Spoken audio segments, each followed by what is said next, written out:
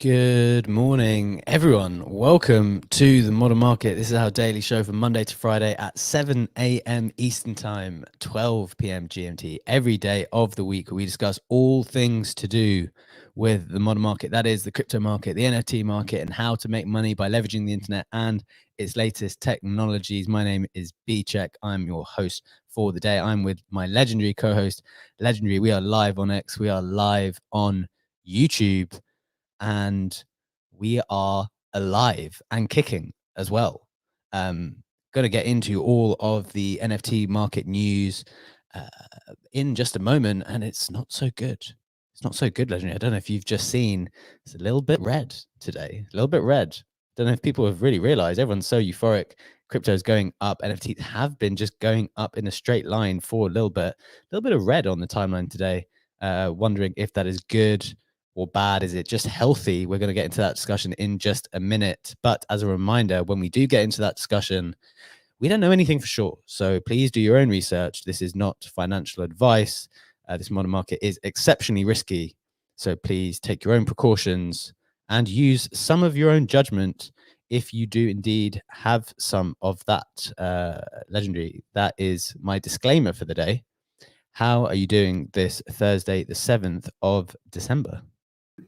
GM, there is no red. I absolutely don't believe that. If I look on the sites that I like to check and I filter it by the biggest increases in the last 24 hours, everything looks good. Everything looks green. There is absolutely no red. I mean, completely don't acknowledge that.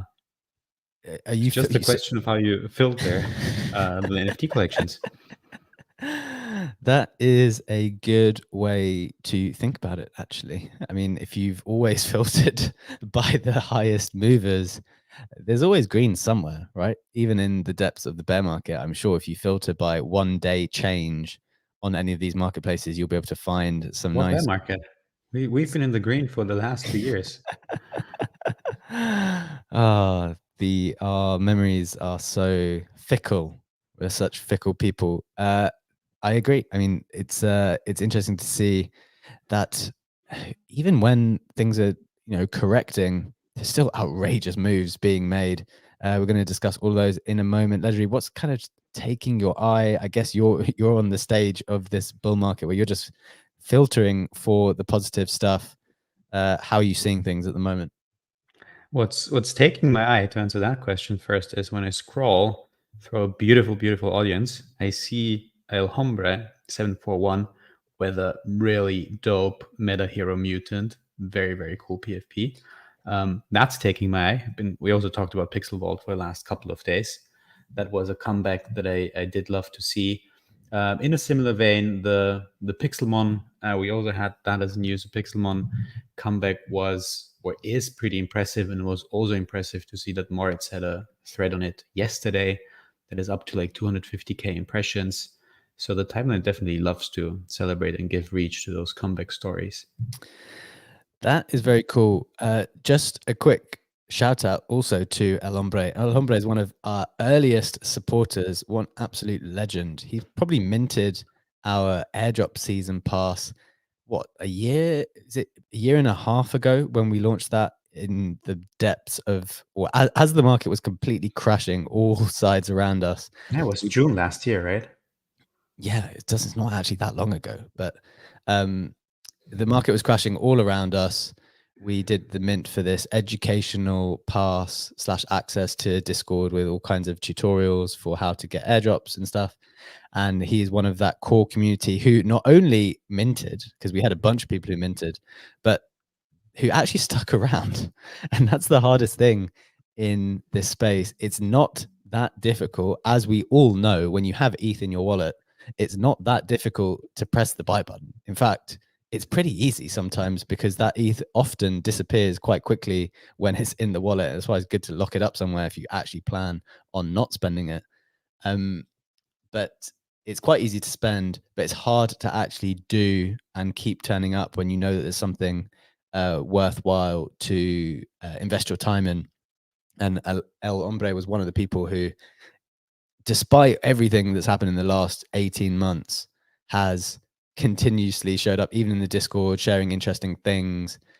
being really knowledgeable about everything that's going on L2s, sharing interesting insights. So shout out to him, shout out to the other people in our small Discord at the moment who's been doing that. And keep your eyes open for a little bit of a new thing that we're going to be doing, new community opportunity. Are we teasing? Yeah, I guess we're teasing. We're in a bit of a teasing mood where we're kind of going to be taking, what do we say at the stage? We're just going to be opening up that opportunity to participate in conversations with each other, with us, a little bit more moving forward. And that's something we're working on ASAP. So all of those interesting insights that we give on airdrops, that's going to be open to most people or everyone, if anything, pretty soon. And we're going to figure out how to get that out to people in the near future. Benji, was that a good tease? I think I kind of stumbled over that a little bit. What do you think? It was a surprising tease. I didn't expect it, but I like it. Yeah. Okay. Well, that's fine. Right. Let's get into it. Let's get into some of the headlines and the main bits of news from the previous 24 hours as we try to figure out what's been going on in the last 24 hours in the space. Let's start with some price action. Why not? We have Bitcoin down just a couple of percent at 43K. We have Ethereum down a percent at 2.2. Solana is just up a percent at almost 64. In terms of NFTs, we have Bored Apes down 2.5% at 29.2. Pudgy's down almost 6% at 8.3. That's a whole 2 ETH down from their kind of local highs just when it soared past 10 ETH earlier in the week. Mutants down 3% at 5.6. DGod's down to 3.2. Azuki's at 6.3, which is down almost 5%. Lil Pudgy's down 4% at 0.76. Moonbird's down 5%, 1.9. A lot of red on the timeline, as I said. CryptoPunks, the absolute stablest coin of all NFTs, down a couple of percent at 57-ish. Pixelmon, as you said, 1.4. We spoke about that on the show, like when it was 0.8, 0.9. So in general, the majors down a few percent, probably as a consequence of crypto being so strong itself. Finally had a little bit of a pullback in NFTs as a consequence of that crypto price rise. Getting into the headlines, we have JP Morgan CEO saying yesterday that he would close down crypto if that were possible. This is Jamie Dimon. Commentary from Von Mises saying, first of all, you can't close down a decentralized protocol. Second, no one should be surprised that the king of the fiat world is scared of BTC. God forbid the masses should have a way to protect themselves from the ravages of inflation and corrupt politicians. I have some interesting thoughts on this. Want to get into that in just a little bit. Number two, Mega Coda. This is super interesting. We did have Kadam. Oh, yeah, Kadama is here. We'd love to hear his thoughts in a moment. A Mega Coda was rented on Zata Finance for 2,528 for 7 days. That's unbelievably cool. That's really interesting. So he's earning 4K per week by renting out a Mega Coda. So I definitely want to try to understand what is going on in that ecosystem that makes the Mega Coda so valuable. That means that someone is willing to rent it. And if that is what's happening now, what are the knock-on consequences for these types of game economies now that people are willing to rent things? That is really, really cool. So want to hear from Kodama in just a moment on that. And finally, in terms of the headlines, we've got the Jito airdrop claim going live on Solana today. I haven't even had a chance to check because I'm in Miami. What we're getting from there. That claim window will be December the 7th, 2023, 11 a.m. Eastern time. And people are eligible for 18 months. So there's no specific rush to go and get your hands on those just yet. But we've been talking about Solana airdrops for quite some time. So we want to just make people aware of that and make sure people are claiming it if they have it. Talking about Solana airdrop season in a little bit too. So Legendary, that is the price action. Those are some of the headlines. What's catching your eye there? I mean, definitely the Mega Coda news. I also like how it only takes us saying Mega Coda 3 times and then Kodama is summoned on stage. He can't ignore hearing Mega Coda multiple times without jumping on stage with us. Love that. Uh, other than that, the Pudgy Prize movement, the announcement hasn't happened yet. I mean, you are in Miami, and the announcement is going to be at Art Basel. Is it on Saturday? I think you know the date or the event where something, whatever it will be announced. So there's a party on Saturday. Mhm. I don't. Is there a specific announcement coming on Saturday? I don't know. Like, have people just made up that because there's a party, there's going to be an announcement? I don't necessarily know for sure that there's going to be an announcement. I know that people know that there's a party. A It, Pudgy specific party or just a party? yeah, no, there's a Pudgy party that they are throwing, which I'm going to try to get to, and I think people are definitely very excited about that. But I don't know for sure that there's an announcement tied to that. Maybe there could be. I could be wrong, and maybe I'm not super well informed about it. But yeah, I mean, I guess people are certainly expecting that. My key question on the market there, though, Legendary, may be related to Pudgies or just because it's not just Pudgies, they're a little bit down today. It's kind of across the board. The key question is what's the cause of all of this red across the major collections at the moment? As I said, we've got Bored Apes down 3%, Pudgies down, yeah, a little bit more than the others, so 5.5%. Mutant Apes down 3%, D Gods down 4%, Azuki's down 5%, Lil Pudgy's down 4%. What's your thoughts on this kind of pullback across the board, whether it's to do with Pudgies or whether it's to do with just a more general pullback at the moment? I think we definitely saw Pudgies, being pumping massively on that announcement, and the correction there is healthy and to be expected. I still see like a lot of money flowing into gaming. Look at the Sugartown auras. They were at 0.2 ETH a couple days ago, doubled up to 0.38 ETH. The Infinigods are moving again. They did another 50% pump over the last 24 hours. So I still think that gaming meta is on and running, and a lot of capital is moving into that.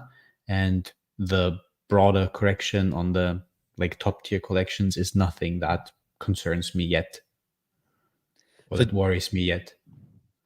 sure, I think that's fair. Another question for you there. I would quite like to hear from Token Professor in a moment as well, given that I'm not like super close to everything going on in Pudgy universe, but as a long-term Lil Pudgy holder, would love to hear your thoughts, Token Professor, in just a moment to kind of get a handle on whether you think um, just where you see the Pudgy movement at the moment and to consider its decline, its small decline relative to the other collections. I want to hear your thoughts in a moment if you are available.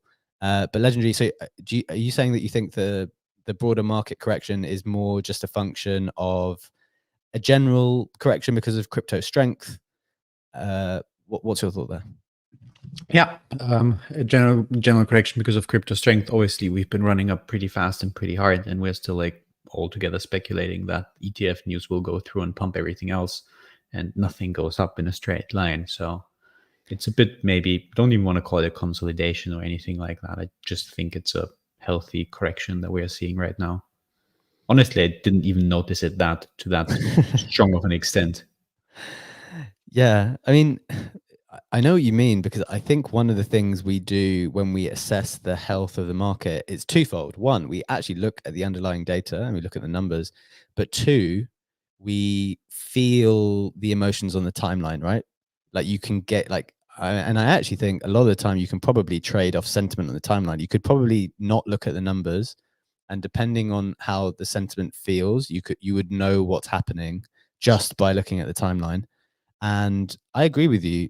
There's not a whole lot of, you wouldn't know that we were correcting today. You wouldn't know that we're down today. Yeah, and And one last point before we go to Token Professor, like if you just zoom out on the 7-day picture, you look at the Bored Apes, they are up 0.66%, Mutants are down 0.21%, Digots are down 0.7%. So essentially, on the 7-day perspective, nothing has really happened in those top collections. yeah, it's true. As you say, so it is kind of it appears to be a little bit of a consolidation then, as you kind of suggested, which makes a lot of sense. Token Professor, would love to bring you in on this conversation here, talking about where we see ourselves in the NFT market, the kind of minor decline in the 24-hour market, but maybe the less substantial decline in the 7-day market, and maybe just some of your thoughts on where you sit with your Lil Pudgy and the Pudgy ecosystem at the moment. Welcome. Sure thing. Thanks for having me. Yeah, maybe just on the short term. So I'm on the same page as Legendary, where, yeah, if you zoom out, the past 2 months, it's been exceptional pumps, and now it's a minus for a day. So I don't think there's any need to panic on the price decline today. And on the long term, regarding Pudgy, well, I think that generally Pudgy has such a strong IP, such a strong community, that I think for the next bull, they definitely have the chance to become one of the, if not the PFP collection, especially considering their reach and network in Web 2, and them just being this kind of cute community, and where other people can kind of look at the PFP and say, okay, this actually looks kind of cool. And on the Pudgy, on the little Pudgy side, I think that they're still super undervalued compared to the big Pudgies, and that the price difference is still not justified. It's way too large, and that it's still the only way really for anyone who's not a whale or has substantial holdings to get into the ecosystem. So I'm still super bullish on those. Super interesting. I've got two follow-up questions. For the people who don't know, Token Professor is a very smart kind of crypto market participant, has been for a long time. And I was wondering, when you think about that comparison between like a small collection and a big collection, what kind of multiple in your mind have you kind of analyzed and been like, do you know what, if Little Pudgies were this price, that would maybe be a more reasonable, fair multiple for it to be trading under the big collection? Like, do you have a number in your mind, and how did you arrive at that number? Sure. Well, I think that I think there is no, like rational calculation you can do there. One thing that obviously you can do is just look at other collections and see at other top collections, what's the price difference there. And if we look at one of the top collections, so Bored Apes, the difference between them and the Mutant Apes, I think it's something around like a 5 to 6x difference. And so there we still have quite some time, quite a way to go. I think we're at like 11x difference from small Pudgies to big Pudgies. So if that's any indication, yeah, I think that little Pudgies still have a lot of upside. Very, very interesting. I like that way of thinking. Often Legendary and I talk about how to determine value of collections. And as you say, there's absolutely no perfect science to it, but it is useful to use these kind of comparisons to figure out how to help you with a framework to determine value for other things.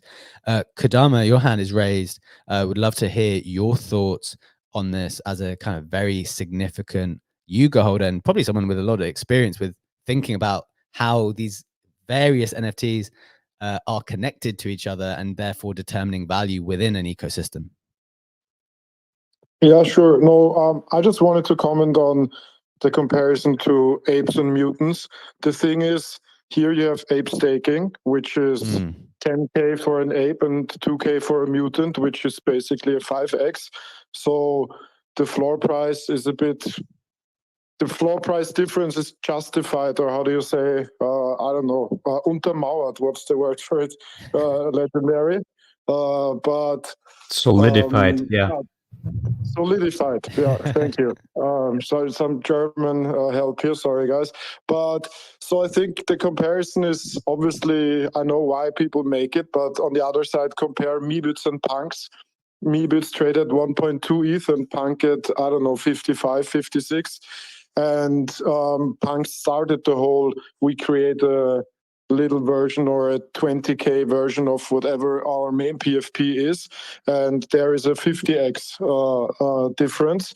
Obviously, Meebits are a bit the abandoned child, and nobody really knows what you guys planning with them.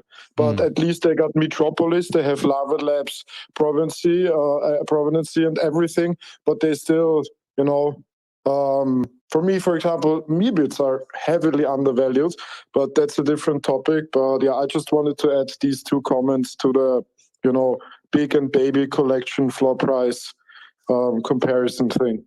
Yeah, I love it. It's a great one to throw into the conversation, because maybe it's maybe a connection that people have maybe forgotten because of the way Meebits have been kind of been marketed, and communication has gone out around that collection. But as you say, like a much huger price differential for that Lava Lab, those Lava Labs connected collections. So definitely interesting to throw that in there. One final thing that I want to put out or ask of Token Professor as a little pudgy holder, and maybe Kodama, you have thoughts on this as someone who's been through all the ape staking and things with the token, is that, like, what's your just personal opinion, Token Professor, on a pudgy token? We've kind of said before, like, look, this is all speculation. We have no idea if it will come or not. Like, as a holder, do you think it's something you would want?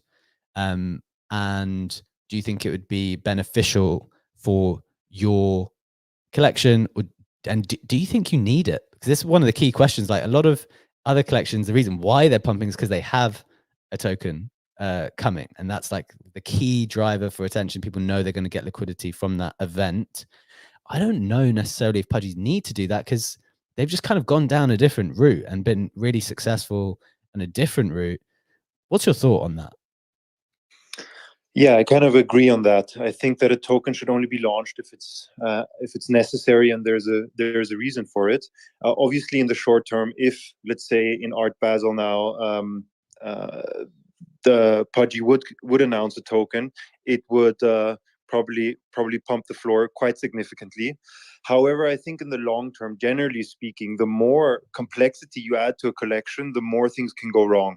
And so if there isn't a extremely good reason and extremely good utility, which I can't really think of right now, maybe they have some cool stuff coming where they can build in utility for the token, I would see it more of a danger for long term. And I also feel like, I mean, obviously, if you can't compare them to punks, but the reason why punks have been so successful is because they don't overcomplicate things, and they just are simply there for the culture, there for the art, and that's just it. And there's not much that can go wrong, if that makes sense. Absolutely does make sense. I kind of lean into the same bracket with you, to be honest, for the pudgies. Like, if you don't need it, man, it's a dangerous box to open if you don't need it. Legendary, just want to check in with you there for your thoughts, and then Kodama's hands raised. Would love to throw back to him on this.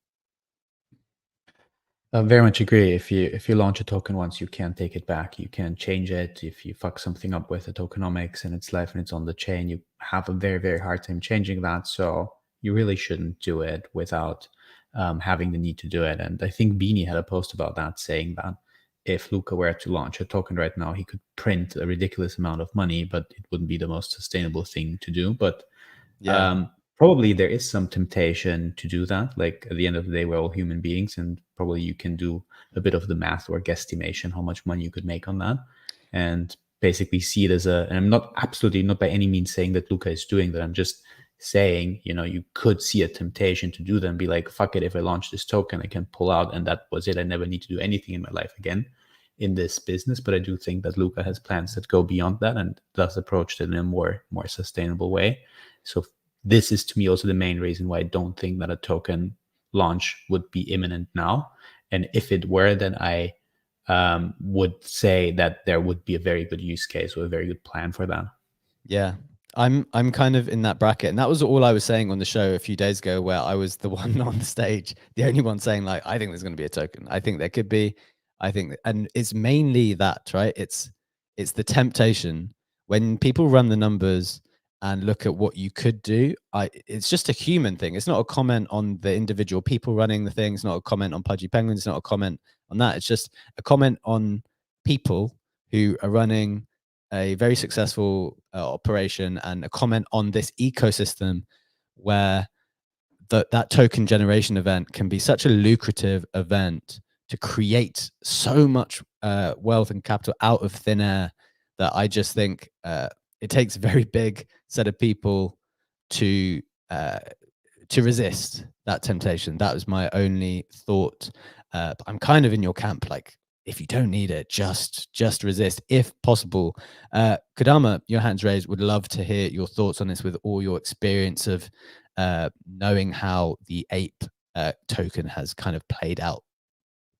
Sure. So, first comment is for me, I don't own any patches. I like them, they're cute, whatever, but I'm not a big part of the community. But for me, as an outsider, like person looking at them from the outside, I feel they are famous for like being the bridge to Web 2. They have the 1 million Insta followers, they're in Walmart everywhere. So a token does not really fit that narrative, in my opinion, because nobody in Web 2 will care about their token. And most of the time, tokens in Web 3 that don't have a good utility only create problems. And people are already complaining about floor prices in the NFT space. So if you give them a token, that won't make it much better. And I was a huge fan of ApeCoin. After being 2 months involved, I'm not so much a big fan anymore.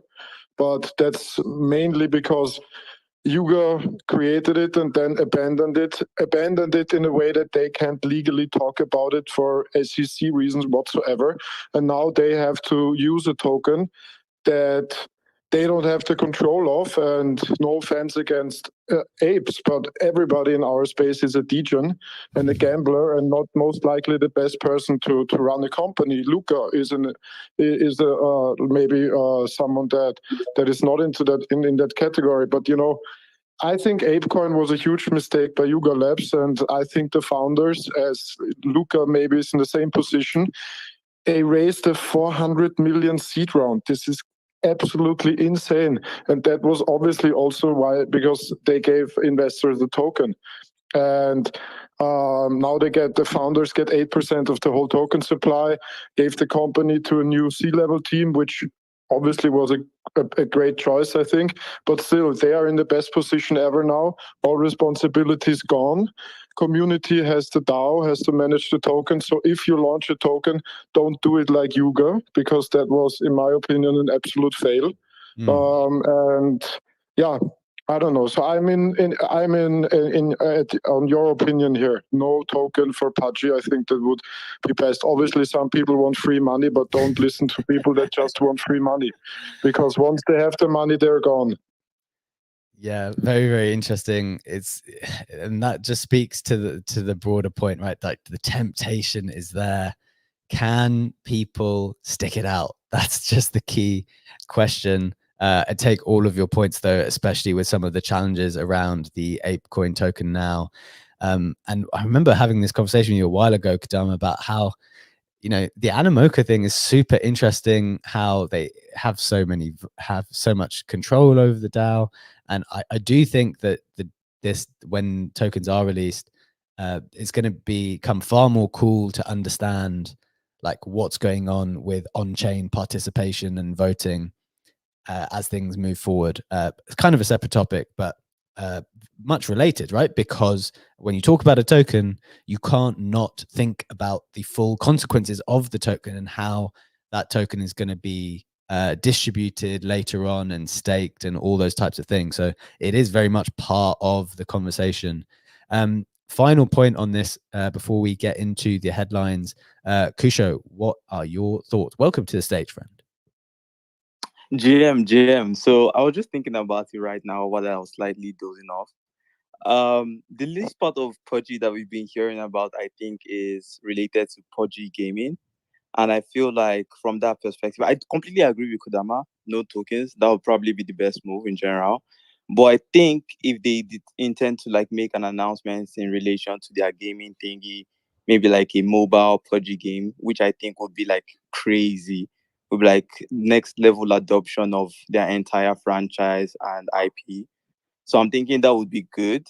But in the terms of like gaming, that makes it plausible a little bit for them to like drop a token, because it's like that's the meta, gaming plus token or gaming plus NFT. So in their own case, it might be something along the lines of gaming plus token plus NFT plus global franchise equals only God knows.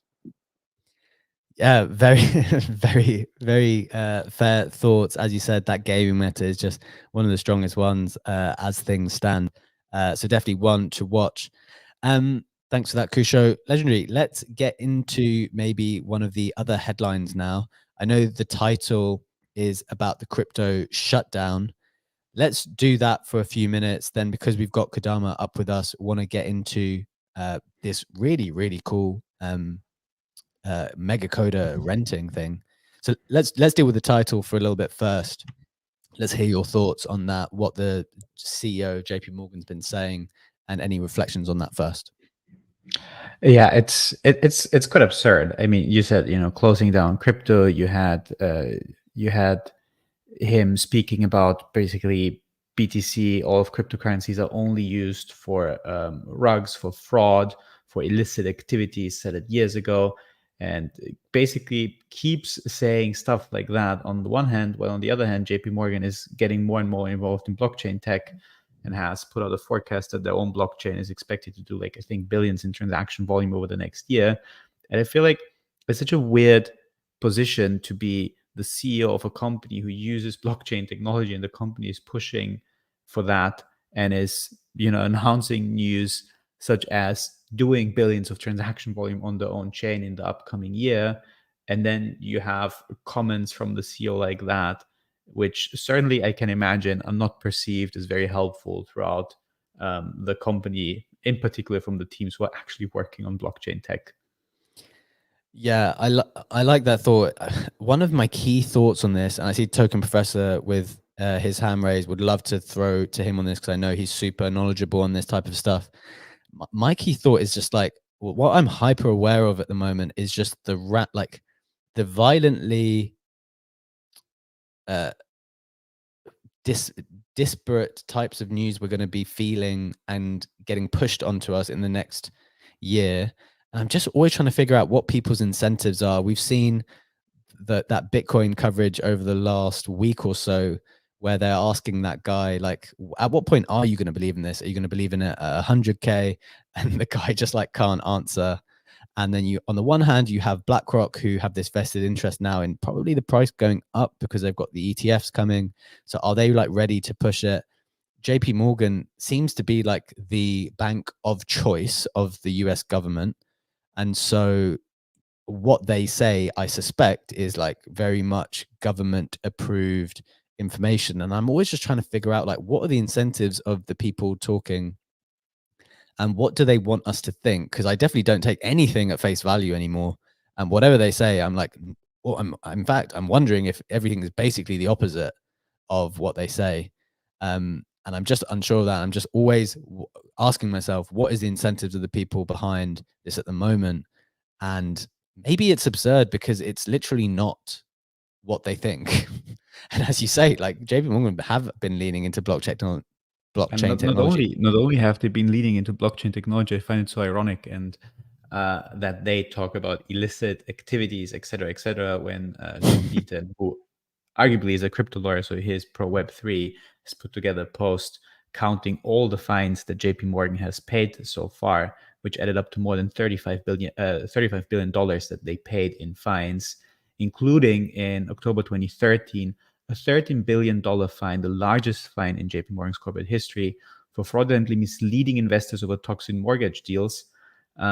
So they have had the fair share of fines that they paid themselves over fraudulent activity, and it's just not the right, and that all happened under Jamie Dimon's watch. So that's not the right person and company to be complaining about what's going on in crypto, and that it's only used for illicit activities. Absolutely. And I think this thing about illicit activity, that's just a meme at this point. Like it's just something people say, they don't really know what they're saying. And then everyone in the space gets very upset about it. I've kind of blocked it out. I just know that they're going to say that despite the fact loads of illicit activity goes through the traditional banking system. But yeah, I mean, I take your point. It's completely hypocritical and it doesn't really make much sense at all. Token Professor, I'd love to hear your thoughts on this as a kind of more knowledgeable on the macroeconomic situation. And then we've also got Lady Brains' hand raised. Love to hear your thoughts too in just a moment. Token Professor first. Yeah, I kind of completely agree with what you guys are saying. I think that on the one hand, if you're a CEO of the largest, I think it is the largest bank, it's just unwise to make such polarizing statements. On the one hand, on the other hand, like Legendary said, I feel like the whole argument, yeah, it's being used for illicit activity, is such a weak argument, and there's so much better arguments which you can bring against crypto and against blockchain. Yeah. Because I think, I mean, I pulled it up here. It's a 2019 report, so obviously a bit old, but this was from Chainalysis, and they said that only 2.1% of total cryptocurrency transactions are used for money laundering or illicit activities. So such a small percentage. And then maybe just to round it up, what Legendary said, I think the percentage is so much higher in the traditional banking system. And yeah, also, I mean, JP Morgan, they paid, I looked it up, 2014 they paid 1.7 billion for anti-money laundering fines. So I feel like everyone's doing it, but then when questions are asked, it's just crypto and just blockchain. Absolutely. It's like you can't do it yourself. You have to do it through us. Like we actually want your illicit activity. You can't do it without us taking a cut of it. Bring your illicit activity into the traditional system so we can take our little cut at the same time. Lady Brains, your hand's raised. Welcome to the stage. What are your thoughts on this? GM, thank you so much for having me. Finally speaking in this space. Very excited, and I absolutely love the topic and the discussion. Just wanted to share something actually what happened yesterday. As I was giving a prelection in one of the in real life events for students. So after everything, we had this time to network with each other, to ask questions and stuff. I was actually approached by many students from various universities, and they told me, especially the group of students who are studying law, they told me that they are actually studying blockchain and they are actually talking about the technology and the use cases, but in form of but from the context of people trying to avoid taxes, people trying to launder money, people trying to do illegal practices. They are not being taught on how blockchain can actually make their work easier. They are not being taught on advantages of blockchain. So if we are talking about the incentive of the space, I think it's also extremely important to actually remember that young people are being educated by people who do not understand the space, and this is the knowledge that they are getting. Super interesting. Love that insight from the kind of educational perspective. I mean, I definitely agree with you that there's a bunch of people who are older in charge of these kind of educational institutions who definitely do not get what is going on. One of the things that I experienced recently when I go back to law firms, when I give like corporate talks on what's going on in this space, it's always the oldest people and the most senior people who are least likely to want to who enjoy what I have to say and who are accepting of what I have to say. So I definitely take that point. One of the more optimistic thoughts that I have, though, is that I really think that young people will do their own research. I mean, maybe it's hopeful because not a lot of people actually do that in this space, but I'm very, very optimistic that young people are turning more and more away from the kind of traditional institutions, being like, look, the internet is out there. They're all growing up on the internet as well. It doesn't matter what you try to force down their throats in the four walls of that physical classroom that they're in for a few hours every day. I think long term, like they're just out there on the internet, growing up on the internet, and they'll be, so long as we keep pushing all of this content, so long as people keep shipping on the blockchain, like we're just more in the media, but there are a lot of far smarter people pushing all this tech, the ones actually building it. And I'm just very long technology and think that the people will experience all of that online themselves. So I think I do take a more optimistic view, though I take your point that the current people probably want to suppress that to a certain extent. Quick response from you, Lady B, and then we're gonna move on to the ape. The mega coder renting. Yeah, so regarding that, I am actually a bit more skeptical once again, because what I have noticed as well is young people, they do not actually do their own research. They just follow their favorite influencers, and this is what they call their research. So they follow the narrative, and if the same narrative comes from multiple sources of information, they just believe that, instead of actually doing their research. And only because we are surrounded by people who actually show initiative and are proactive in terms of getting to the source of information and verifying that, doesn't mean that that's the common incentive. Yeah, that is true. My only response to that would be that people's opinions change when the price goes up. And that's one of the things that I think, hopefully, that will be one of the things that manages to pull people across, is that in the end, it's kind of like that question they asked to the famous guy on the American news channel the other day. It's like, when are you going to capitulate? Like, I was literally asking him, like, when are you going to believe in this? When it's at 60K, 70K, 80K, 90K, 100K, like, at some point in time, there's going to be a number that every single person capitulates at, because it's like, well, what are we supposed to do? So that would be the one thought which people will be unable to argue with, I think, at some point in time. Well, at least that's the hope, or the potential. So interesting thought process there, thinking about it from the educational side. Let's get into the Mega Ape renting. This is a really cool piece of news. Legendary, do you want to set it up, or shall I set it up? Then would love to kind of interrogate Kodama on this, because frankly, I don't understand it perfectly and would love to learn more. Yeah, absolutely. Happy to set it up. I mean, Kodama made a post on it, got quite a lot of traction saying, "My name is Kodama. I earn 4K per week by renting out my Mega Coda." Kodama does that on Zarta Finance, and he offered his Mega Coda via Zarta for 15 APE an hour. Someone rented it out for a full 7 days to use it in Legends of the Mara in the Yuga game, and the Mega is sitting in a smart contract vault. And when someone rents it, the contract auto delegates it to the wallet that rents out the Mega Coda. So the Mega Coda doesn't go into the wallet of the person borrowing it from Kodama, if I understood it correctly, but merely the delegation is being done to that wallet.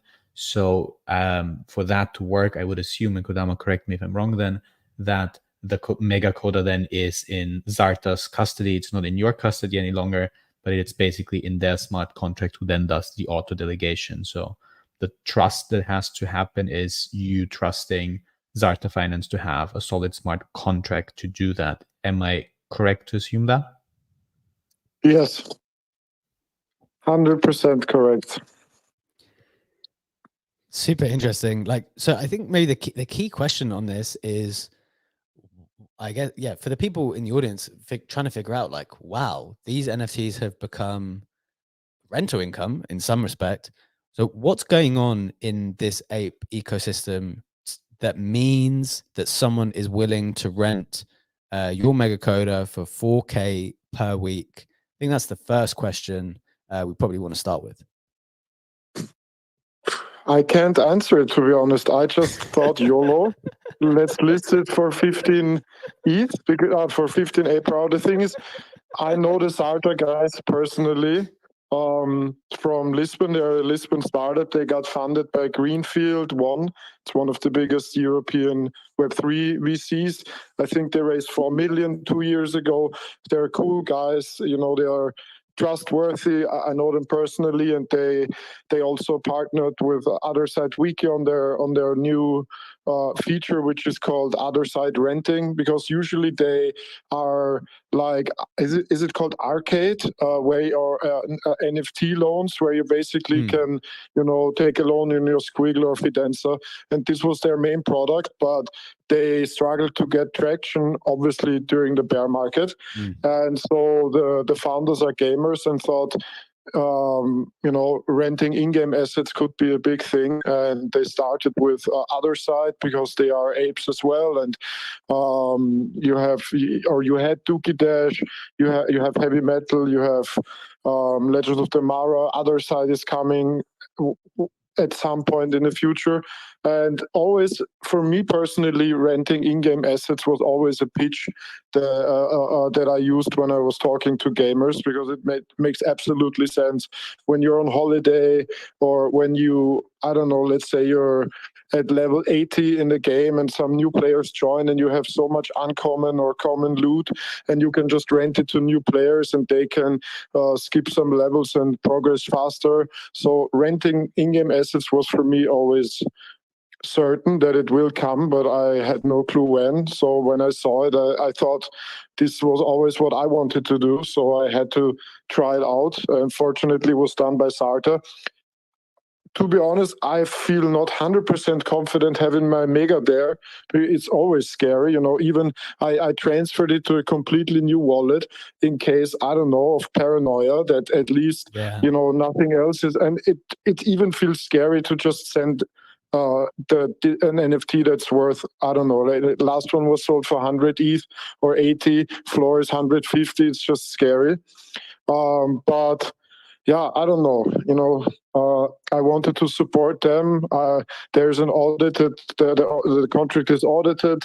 It's relatively simple. It's not some complex cross-chain bridge that gets exploited 9 out of 10 times. So I thought, risk is fine. Reward, I had no clue, so it was a gamble. But yeah, some degen, some crazy guy rented it for a full week. Sarta told me he made he or she, or most likely he made the prepayment for the full 7 days, but he can give it back after 2. And then I only get, let's say, payment for the period he rented it. And let's see. And regular coders and some Maras are getting rented there as well, and weapon coders. And I guess people just rent it and use it because they feel I only have to pay, I don't know, a couple of bucks instead of buying the asset. Yeah. And I still get the rewards, the loot. And it's an interesting concept. And I thought for them, starting with Yuga was quite smart. For sure. They will keep on, I hope they will keep on building this product. I think it's great. Yeah. And yeah, why someone pays that amount of money, I don't know. No clue. Maybe he's a gamer. Maybe he wants to push this whole narrative. I don't know. Yeah, that's so funny. Like, I mean, thanks for the insight. It's really, really fascinating. All of that journey, and especially the kind of insight from a personal level, as essentially a lender. You're lending your asset to other people. I'm also involved in NFT lending, and you're right. Like, it is, you're locking up that money in these people's smart contracts. So it's interesting to hear your perspective as someone who's putting that super valuable thing into the protocol, seeing what happens. I guess my follow-up question would be, there must be something. I mean, I know you say that you don't know why the degen would do that, but you mentioned like there are other side assets being rented, maybe at a less profitable rate than your one, because your one is like top tier. But is there anything, like, what exactly is going on in that game at the moment? Is it Legends of the Mara? What are these people using it for? There must be something at the moment, Kadama. Or you're telling me it's pure degen behavior? No. We basically all, like, Maras and Kodas and other deeds are used to farm fragments, like resources from the land plots. Plus, you can defeat bosses, and then you get crests and loot, and they can contain legendary or epic common parts for ships and other stuff, also from partner collections, like, because Legends of the Mara will introduce several partner collections like Forgotten Runes, Rengar, World of Woman, Mutant Hounds, Meebits, and maybe 1 or 2 more, I think. So it's for farming resources and for getting loot that will later on be able to be minted and then used in further activations of Legends of the Mara, and hopefully potentially also in the other side. Amazing. All right, that makes a lot of sense to me then. I think that's such an awesome summary and insight of what's going on there, both from the product side, in terms of what is capable with renting now of NFTs, from the human side of like actually participating, and then also the gaming side, where what you suggested is then there's legit demand on the gaming side to have that asset so that they can do the farming of the shards and you get extra potential to defeat these bosses. So that's unbelievable. That's really, really good, because I know, look, a lot of us are participants in the space and we check prices and this and that, but we're not necessarily in the games, playing them, knowing, feeling that real demand. So I guess what this is an indicator of is that, look, there are people who are participating fully in the games. And one of the criticisms of Web3 games is that all of us are here to make money on the games, not actually play them. But I think this is an indicator of that not being the case. There are certain people, maybe in Web3 gaming, you don't need 1 million people yet to be playing them. Potentially, you just need, well, for some of them, maybe high value games, you just need like a few people for your assets to be super valuable. So that's one of my perspectives. Legendary, a final thought on that before we do the Web3 roundup and then talk about the airdrop opportunities on Solana as the final headline. Yeah, absolutely. I do have one follow-up question for Kodama, and you might have said it and I missed it. Is there an additional boost to use a mega coda versus quote unquote a regular coda? Yes, thank God. I was a bit scared. All megas were scared when Legend of Tomorrow was released, but yeah, mega codas have an advantage. So the funny thing is, for season 1, a mega coda was needed to rank top spot in all the leaderboards. In the second season, I haven't done my full research, but apparently it's not as important anymore. So some like really proper Legends of Tomorrow experts said this rent makes no sense, but not because of the price, but more because of the strategy that you need to win the big prizes in season 2. Because in season 1, Mega was the only way to rank first or second or third on all the leaderboards. So yeah, they have an advantage. Fortunately, also weapon codas are more powerful than regular codas, but Megas are top tier, and fortunately, hopefully, this will stay the same forever. Love it. Thank you for the additional context. Super interesting. Clearly showing real demand for these in-game assets then, and establishing a proper economy for them. So that is super cool. Thanks so much, Kodama, for all of that insight and summary, man. Like, that's really, really insightful for us. Let's get into the Web3 roundup quickly. We're running out of time for today's show. Then we want to touch on, probably leave you with the opportunities on Solana and the details for the airdrop today, just to give you something to keep an eye on as we move forward in the next week or so. But as always, the Web3 roundup is up top. It's pinned in the snapshot. This is where this information is coming from. Let's get into it. Number 1, MarginFi co-founder sends a shirtless message to users regarding a potential airdrop.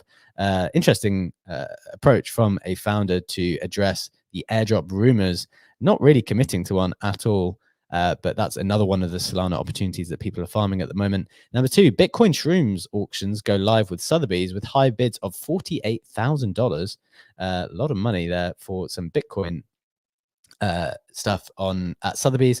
Next, NFTFi brings real estate on chain to access global liquidity. That is very cool. Talked about what Zata are doing. NFTFi are bringing real estate on chain as well. So all kinds of stuff going on with NFT lending. VFriends announces new Reebok trainers. That's pretty cool. On the creator corner side, NFT Now publishes an interview with Gordon Gonner on Yuga, markets, health, and more. That's an interesting article to take a look at. And finally, on the media side, Rug Radio changes the brand aesthetic. They're going to be running a cool event at Art Basel, which I'm going to today. And that'll be pretty cool. So that new brand will be on show. Congrats to them on that. That's the Web3 roundup. Legendary, do you want to touch on the Jito airdrop on Solana as part of the final headline, and anything else that you think might be useful to the audience to consider moving forward on Solana as we close out the show? Yeah, absolutely. Very happy to give a quick overview on what's going on with Jito and the airdrop today. For those who don't know in the audience, Jito is a liquid staking protocol on Solana, similar to what we've also seen, obviously, on ETH with protocols like Lido and many others. If you look at the airdrop criteria and the distribution, first of all, 10% of the tokens will be distributed via the airdrop, and 80% of that airdrop allocation of those 10% go to people who have had at least 100 points on November 25th of this year collected by staking Sol with Jito. 15% go to validators, basically any validator that operated the Jito Solana client between certain epochs on Solana and continues to do so. And the remainder of 5% are Jito MEV searches, any searcher who tipped at least one Solana in aggregate, also prior to that cutoff date of November 25th of this year. Airdrop is not live yet. Just as an additional clarification, claim is, as you said, going to be today at 11 a.m. EST, I think that was. So that's going to be in 3 hours from now, if I'm not mistaken. And I'm quite curious to see, A, how much I'm going to claim myself, and B, now that we are seeing more and more token airdrops happening on Solana, which actually took quite a while for that to happen. I expected, honestly, more of them in the last cycle, when we also had in our airdrop season Discord tutorials on Solana, more of the airdrops to happen in the last cycle. But it seems that they happen in this cycle, and it seems that the playbook we've seen with ETH airdrops, it's kind of being repeated on Solana, which is very helpful, I find, because it just allows you to take the learnings and the experience from having claimed, farmed airdrops on ETH to Solana and make reasonable assumptions as to which protocols might do one, and how the criteria for those could look like. Because right now it seems very similar that the criteria that Solana protocols are looking at for airdrops are comparable to those for many ETH protocols. Absolutely. Anything in particular that people should be looking at? I've got a bit of a list here if you don't have any off the top of your head, but anything that you like the look of that people should, that you think would be worth spending people's times on? Tensor is definitely one that I'm looking at, because I am involved also in NFTs on Solana. Also, definitely, if you're more on the DeFi side of things, there's quite a bit to explore on Solana. There's also different staking solutions, not only Jito, but I would say Tensor might be a very interesting one if I had to pick a single one. Sure. And that's the Blur equivalent on Solana, right? So that's their main NFT marketplace for the people who are unfamiliar. A couple of others from a very notable thread that is going around explaining some of the opportunities. You've got Margin Fi, where you can borrow and lend against stables and Solana. You've got Tensor, you've got Mayan Swap, where you can swap on Solana. You can bridge between Ethereum and Solana on there. And you've got Parcel, which is a place where you can provide liquidity. So just a few things that you should be keeping an eye on. And just, being a participant on the Solana ecosystem is obviously one where people are increasingly bullish on now, because of the rapid price appreciation and therefore consequent excitement about everything that's going on there. Guys, we have unfortunately drawn to the conclusion of the show today. It's been another great discussion. Thank you so much to all our contributors, as always. Kusho, thanks for joining. Thanks for contributing. Token Professor, awesome takes, as always. Lady Brains, awesome thoughts on the educational side of things. Kodama, amazing insight on the renting stuff, my friend. And Legendary, thank you for co-hosting. And thank you to everyone in the audience with us. It's been a great show. We will be back with you tomorrow, same time, 7 a.m. Eastern Time, 12 p.m. GMT. Have a wonderful day, and we will see you tomorrow. Bye-bye.